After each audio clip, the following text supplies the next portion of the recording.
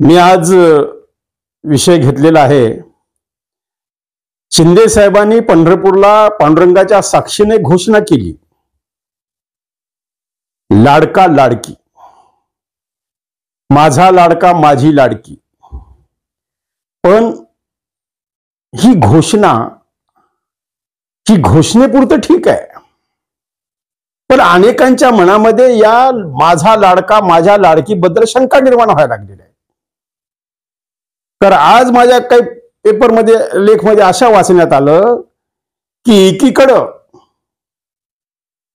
हे देशाचं सरकार, हे महाराष्ट्राचं सरकार, केंद्राचं सरकार, राज्याचं सरकार जीएसटीच्या माध्यमातून शेतकऱ्यांच्या शेतमाल सामुग्रीवर जर अवजार घेतली, औषधं घेतली, तर त्यावर जीएसटी लावतोय,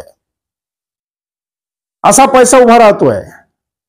एकीकडं जे लोक आता ज्येष्ठ नागरिक आहेत, जे लोक आता वृद्धत्वाकडे वळलेले आहेत, या लोकांनी काहीतरी आपल्या पुढच्या आयुष्याची सुरक्षित ठेव म्हणून काही ठेवी ठेवलेल्या आहेत। त्या ठेवीवर सुद्धा व्याज घेतल्या जात आहे, त्या ठेवीला सुद्धा व्याज, त्या व्याजावर सुद्धा कर लावला जातोय। त्यामुळं ज्येष्ठ नागरिकांच्या व्याजावर कर न लावता जर त्यांना तुम्ही सहकार्य करता आलं तर निश्चितच सरकारनं करावं। कारण एकतर म्हातारपण,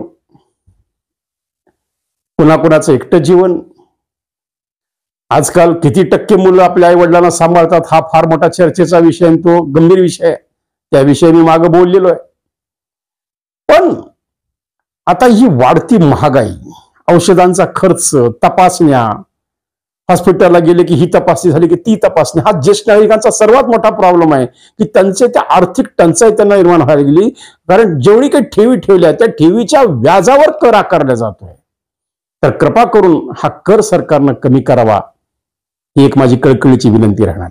आणि दुसरी गोष्ट, इकडे तुम्ही लाडकी बहीण योजना आणली, महाराष्ट्रानं कौतुक केलं, भरभरून प्रतिसाद दिला, महाराष्ट्रानं रांगा लागल्या, महाविकास आघाडीच्या पोटामध्ये पोटसं उठलं की महायुती जाता हळूहळू पुन्हा पहिल्या टप्प्यात यायला लागलेली, आपल्याला पुढे विधानसभा जड जाऊ शकते असा अंदाज महाविकास आघाडीला यायला लागला, म्हणून त्यांनी टीका सुरू केली। लाडकी बहीण योजना झाली, प्रचंड गाजावाजा झाला, जाहिरात झाली, लोकप्रियता झाली, पुन्हा कांडा लाडका भाऊ। आता लाडका भाऊ योजना आहे, ही लाडका भाऊ योजना हे तुम्ही कुणाला देताय? कदाचित या योजनेमधून तरुणांची पिढी आळशी तर बनणार नाही। मला जर समजा 10,000 रुपये अगदी घर बसल्या फुकट मिळायला लागले तर मी थोडे तरी कष्ट का करेल? कारण आजकाल छोटे छोटे जॉब्स, त्यांच्या पगारी किती असतात? 10,000, 11,000, 7,000, 8,000, 9,000, 10,000, 11,000। मग तो म्हणतो समजा मला 12,000 पगार, मी कशाला जाऊ कामावर, मला 10,000 घरी बसल्या ठिकाणी मिळत आहेत। मग कदाचित तुम्ही पुढची पिढी आळशी तर बनवत नाहीयेत, कदाचित तुम्ही पुढच्या पिढीची जी क्रियाशील शक्ती आहे, जी त्यांना धडपड आहे, त्यांची जी उमेद आहे, ती उमेद तर मागे खेचल्या जात नाही। कदाचित याचा फटका नाही बसणार तरुणांना, कदाचित हे यामुळे तरुण थोडे निष्काळजी बनतील।